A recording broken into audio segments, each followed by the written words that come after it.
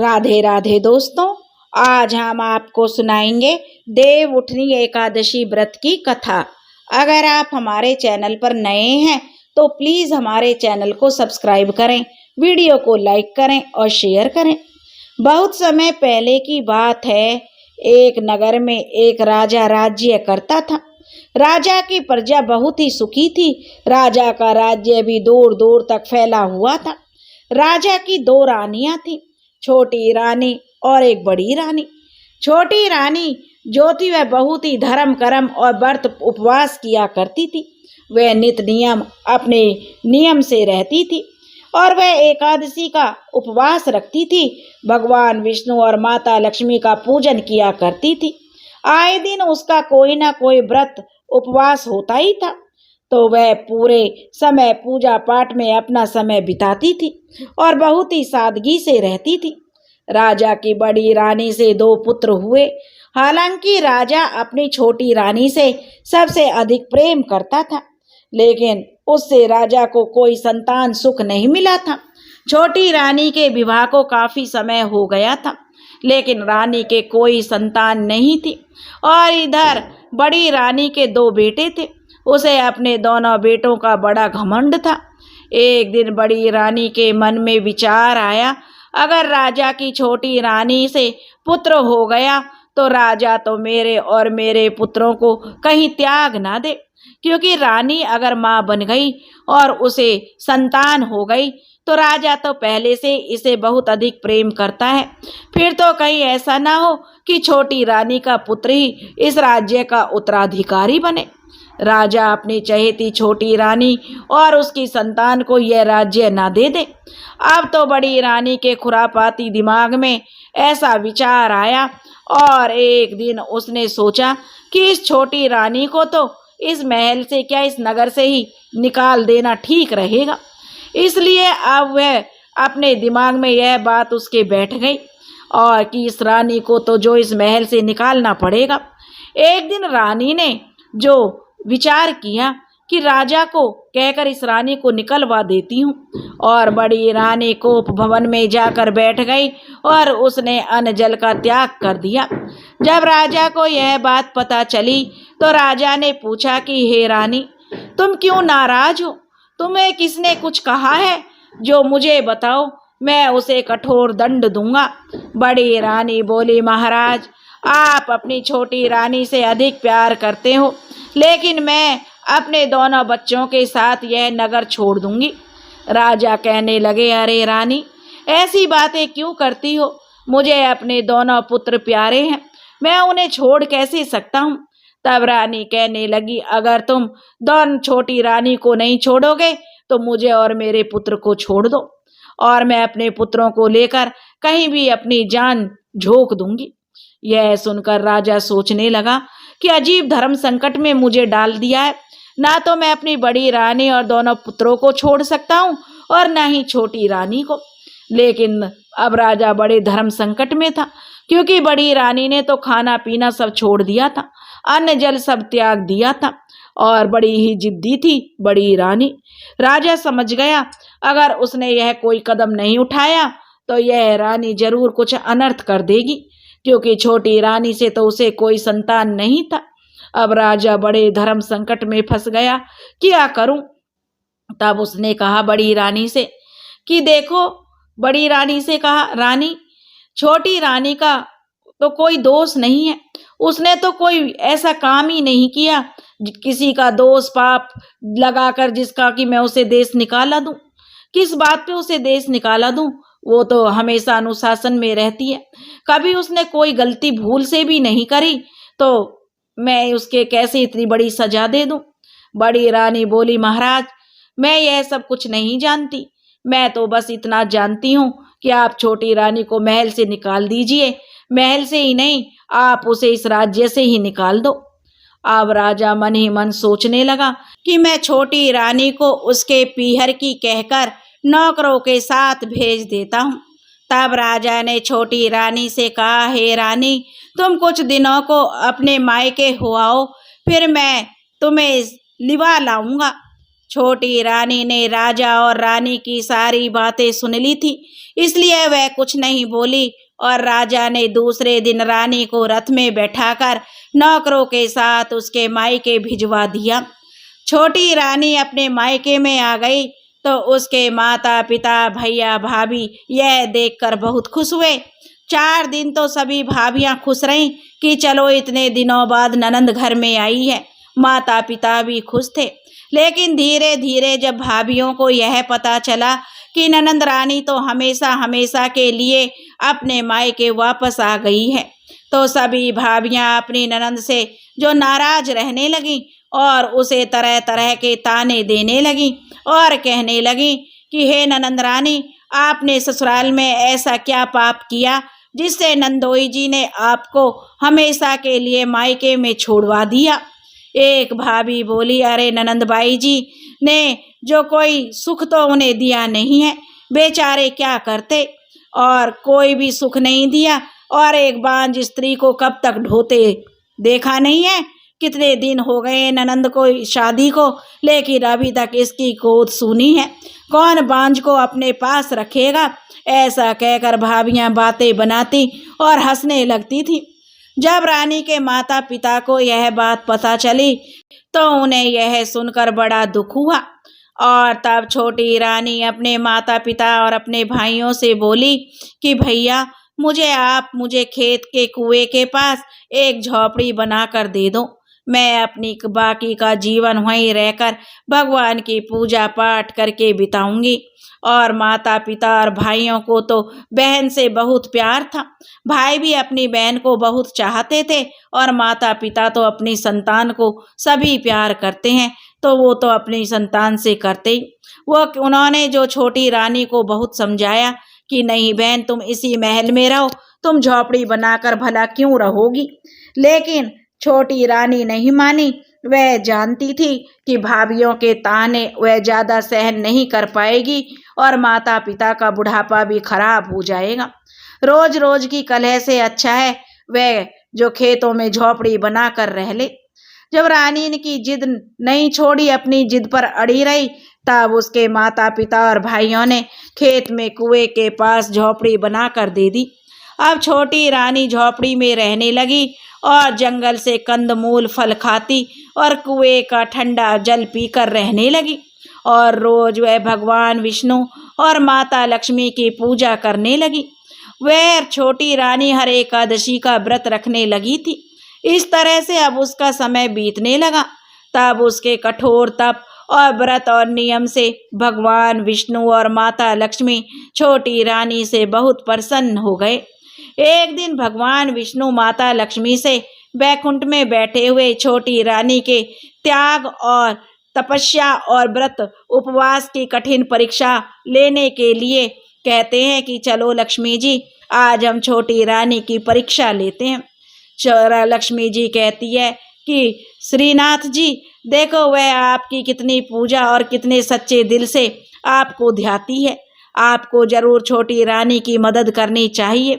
अब माता लक्ष्मी और भगवान विष्णु एक बूढ़े ब्राह्मण और ब्राह्मणी का भेष धर के जो धरती पर आ जाते हैं और छोटी रानी की झोपड़ी पर पहुंच जाते हैं और छोटी रानी से पानी और भोजन मांगते हैं।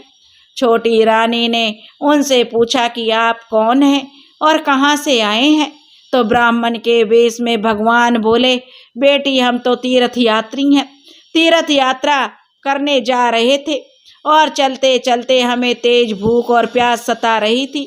तुम्हारी झोपड़ी को देखा तो भोजन और जल की तलाश में यहाँ आ गए। क्या बेटी हमें खाने को भोजन और पीने को ठंडा जल मिलेगा? तो छोटी रानी बोली, हाँ हाँ जरूर मिलेगा, आप मेरी झोपड़ी में बैठिए, आप तो मेरे अतिथि हैं, अतिथि सत्कार तो मेरा परम धर्म है। आप मेरे अतिथि बनकर आए हैं, मैं अभी जंगल जाकर मीठे मीठे और स्वादिष्ट फल और कुएं का ठंडा जल लेकर आती हूँ। तब छोटी रानी जल्दी से जंगल में गई और मीठे मीठे फल तोड़ कर लाई और कुएं से लोटा भरकर जल लेकर आई और ब्राह्मण के भेष में भगवान विष्णु और माता लक्ष्मी को मीठे मीठे फल खाने को दिए। तब माता लक्ष्मी और भगवान विष्णु ने जो वह मीठे फल खाए और वह शीतल जल पिया। फिर भगवान विष्णु बोले कि हे बेटी, तुम अकेली इस घने वन में झोपड़ी बना करके क्यों रहती हो? क्या तुम्हारे माता पिता भाई पति सब कहाँ हैं? तो छोटी रानी उन्हें पूरी सच्चाई बता देती है कि हे ब्राह्मण देवता, मेरे पति ने मुझे त्याग दिया है और मेरे मायके हमेशा हमेशा के लिए भेज दिया, क्योंकि मैं निसंतान थी। और मेरी जो बड़ी रानी यानी मेरी जो सौतन थी, उसने मेरे पति से जिद कर ली कि मुझे देश निकाला दे दें। बड़ी रानी ने जो राजा को धमकी दी और जिद पर अड़ गई कि अगर मुझे देश निकाला नहीं दिया तो वह अपने दोनों पुत्रों के साथ अपनी जान गंवा देगी। इसलिए महाराज भी धर्म संकट में पड़ गए और मुझे हमेशा हमेशा के लिए मेरी जो मायके में पहुंचा दिया। मायके में भी मेरी भाभियों को रहना मेरा रास नहीं आया, वो भी मुझे तरह तरह के ताने मारती थी। मैंने सोचा कि क्यों अपने माता पिता का बुढ़ापा खराब किया, क्योंकि मेरे भाई और माता पिता तो मुझे बहुत प्यार करते हैं। इसलिए मैं यहाँ जंगल में अपना सब कुछ त्याग दिया। किससे मोह ममता रखना, कोई किसी का नहीं है। मैं तो अपना इधर झोपड़ी बनाकर रहती हूँ और भगवान के भजन करती हूँ, बस यही मेरा नियम है। तब उसने भगवान विष्णु बने ब्राह्मण को सारी बात सच सच बता दी। तब ब्राह्मण बने विष्णु भगवान बोले कि बेटी, तुम चिंता मत करो, सब ठीक हो जाएगा। भगवान विष्णु और माता लक्ष्मी तुम्हारी सारी मनोकामनाएं पूरी कर देंगे। ऐसा कह करके भगवान ने छोटी रानी को साक्षात दर्शन दिए और उसकी झोपड़ी को ठोकर मारी तो झोपड़ी की जगह महल जो बन गया, महल बन गया और अन्न धन के भंडारों से वह महल भर गया। महल के अंदर नौकर चाकर हाथी घोड़े रथ तरह तरह की सब सुख सुविधाएं हो गईं। यह देखकर छोटी रानी भगवान विष्णु और माता लक्ष्मी के चरणों में गिर पड़ी। तब भगवान श्री हरि ने कहा कि पुत्री, तुम यहाँ सुख से रहो, तुम्हें कभी किसी चीज की कोई कमी नहीं होगी, मेरा ऐसा वरदान है। और ऐसा वरदान देकर भगवान विष्णु और माता लक्ष्मी अंतर ध्यान हो गए। छोटी रानी अब वहाँ महल में सुख से रहने लगी थी। उधर भगवान के प्रिय भक्त का अनादर करने और अपनी जिंदगी और महल से निकाल देने के पाप दोष के कारण राजा और बड़ी रानी का सारा राजपाट चौपट हो गया, सारा धन खत्म हो गया। तो बड़ी रानी अपने दोनों पुत्रों को लेकर हमेशा हमेशा के लिए राजा को छोड़कर अपने मायके चली गई। राजा की प्रजा भूखों मरने लगी थी। एक एक करके सभी मंत्री नौकर दरबारी सब राजा को छोड़कर चले गए। अब राजा के साथ में केवल एक विश्वास पात्र नाई ही बचा था, जो राजा के दुख में उसके साथ था। एक दिन राजा ने अपनी छोटी रानी की याद उसे सताने लगी।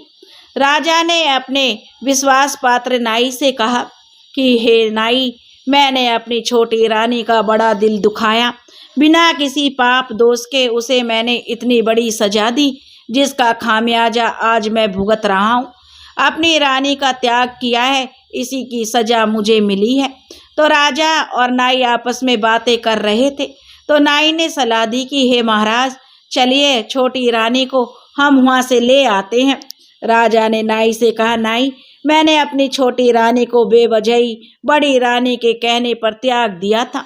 मुझे लगता है मुझे उसी पाप दंड की सजा मिली है। अब हम छोटी रानी को चलो लेने उसके मायके चलते हैं और मैं अपनी रानी से माफ़ी मांग लूँगा। तब राजा और नाई भेष बदलकर छोटी रानी को लेने के लिए छोटी रानी के मायके पहुँच जाते हैं। जब राजा और नाई छोटी रानी के मायके पहुँचते हैं तो वहाँ जाकर पता चलता है कि छोटी रानी तो बरसों पहले यहाँ से जो जंगल में चली गई और वहीं पर झोपड़ी बनाकर रह रही है। राजा और नाई छोटी रानी को ढूंढते ढूंढते उसी जंगल में पहुँच जाते हैं जहाँ पर छोटी रानी खेतों में झोपड़ी बनाकर रहती थी। लेकिन जब वे उस जंगल में पहुँचते हैं तो वहाँ देखते हैं कि वहाँ तो एक बहुत ही सुंदर सी नगरी बसी हुई थी। राजा और उसका नाई उस महल में पहुँच जाते हैं। रानी ने महल के ही झरोखे में से राजा और नाई को आते हुए देख लिया था। रानी ने अपने राजा को पहचान लिया। रानी ने अपने नौकर और दास दासियों से कहा कि जाओ उनके लिए स्वादिष्ट भोजन बनाओ, मैं स्वयं उन्हें भोजन परोसूंगी। रानी की आज्ञा मानकर सभी दास दासियां स्वादिष्ट स्वादिष्ट भोजन बनाने लगे और जब भोजन बनकर तैयार हो गया तब छोटी रानी घूंघट निकालकर भोजन की थाली और गिलास परोसने आई। राजा का नाई बड़ा ही चालाक था। उसने जो समझदारी से काम लिया, उसने पता लगाने के लिए रानी के पैर पर रायते का छींटा डाल दिया। छोटी रानी को इस बात का पता नहीं चला। अब छोटी रानी बार बार अपनी पोशाक और गहने बदल बदल कर और घूंघट निकालकर राजा और नाई को भोजन परोसने लगी। कभी रानी उन्हें पूड़ी पकड़ाने आती, कभी रानी खीर देने आती, तो कभी रानी सब्जी देने, कभी रानी रायता लाती, तो कभी रानी सलाद लाती। तरह तरह के पकवान थे। अब राजा और नाई ने जो भोजन करना शुरू किया क्योंकि जो भी रानी आ रही थी बार बार अलग अलग रानी आ रही थी। अब राजा ने धीरे से नाई के कान में कहा, हे नाई, मुझे तो लगता है यहाँ तो बहुत सारी रानियां रहती हैं। हम कैसे पता लगाएंगे कि हमारी वाली छोटी रानी कौन सी है? तब नाई ने कहा कि महाराज, आप चिंता न करो, इस महल में रानी तो एक ही है, लेकिन वो पोशाक और गहने बदल बदल कर आती है भोजन परोसने के लिए। तब राजा कहता है नाई से कि यह तुम्हें कैसे पता चला? भला देख नहीं रहे हो, हर बार अलग अलग रानी घूंघट निकाल कर आती है। तब नाई बोला, महाराज, मैंने यह सब जांच लिया है। मैंने यह सब पता लगाने के लिए जो छोटी रानी पहली बार हमें रायता परोसने आई थी तो मैंने उसके पांव पर रायते का छींटा डाल दिया था। इस बात का रानी को पता नहीं चला।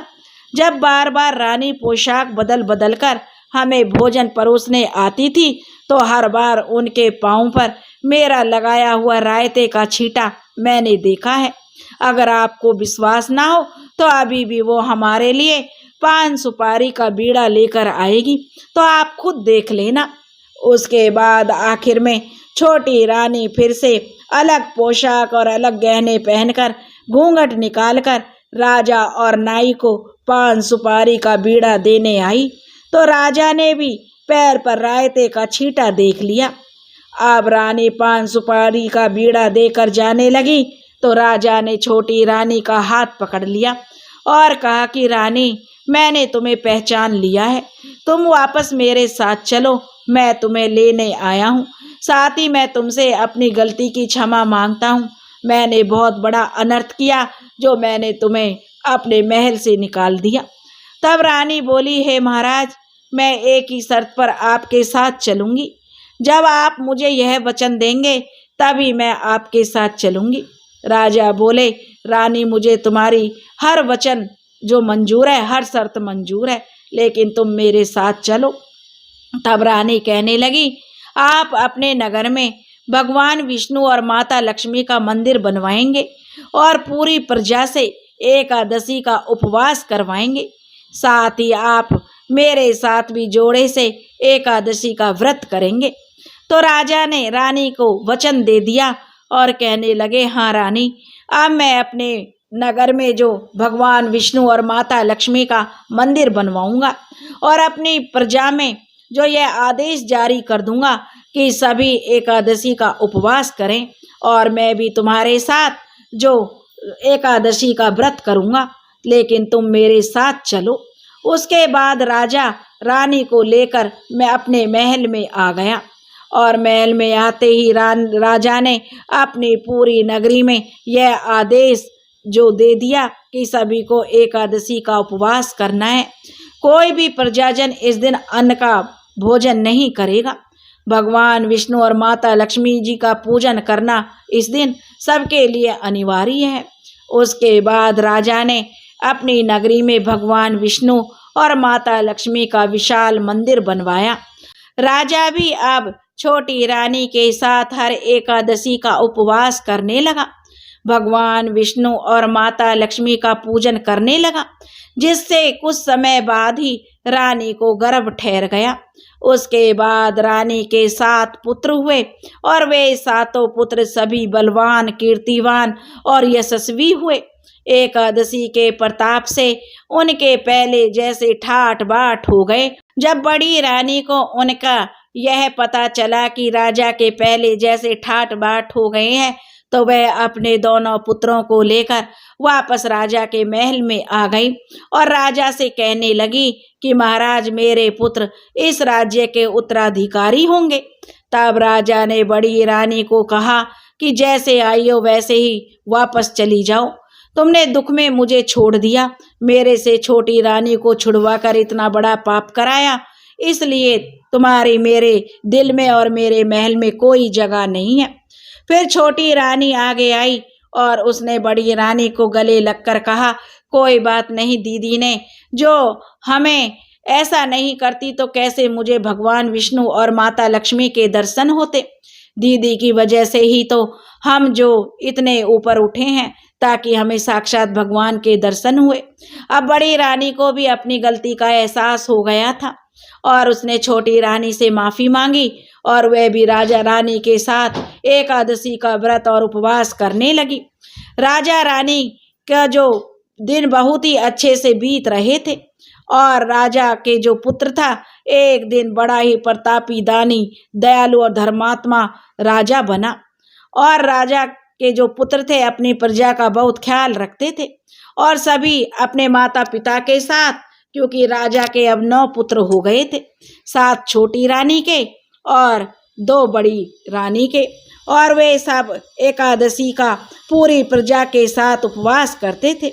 उसके प्रजा में सभी सुखी थे, यहाँ तक कि पशु पक्षी भी उस दिन अन्न ग्रहण नहीं करते थे। अब राजा के राज्य में सभी एकादशी का उपवास रखते और उस दिन कोई भी ना तो अन्न बेचता था ना ही अन्न खाता था। अब राजा रानी के पहले जैसे ठाठ बाट हो गए थे। वो इस जीवन का सुख भोग कर मरने के बाद वैकुंठ लोक को प्राप्त हुए। बोलो विष्णु भगवान की जय, बोलो माता लक्ष्मी की जय। दोस्तों, अगर आपको यह एकादशी की कहानी पसंद आई हो तो प्लीज़ हमारे चैनल को सब्सक्राइब करें, वीडियो को लाइक करें और शेयर करें। राधे राधे।